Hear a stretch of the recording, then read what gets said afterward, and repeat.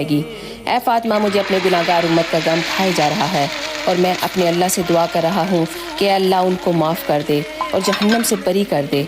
ये कहकर फिर आप सजदे में चले गए और ज़ारो कतार रोना शुरू कर दिया। कहा, या अल्लाह मेरी उम्मत, या अल्लाह मेरी उम्मत, या अल्लाह मेरी उम्मत के गुनाहगारों पर रहम फरमा, उनको जहन्नम में न डालियो। इतने में अल्लाह ने हज़रत जिब्राईल अलैहिस्सलाम को भेज दिया। कहा, ए मेरे महबूब, गम न कर, मैं तुमको इतना अता करूँगा कि तुम खुश हो जाओगे।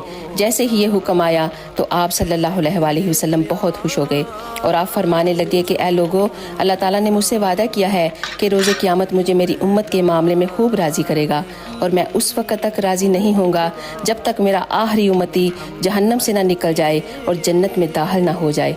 सुभान अल्लाह, क्या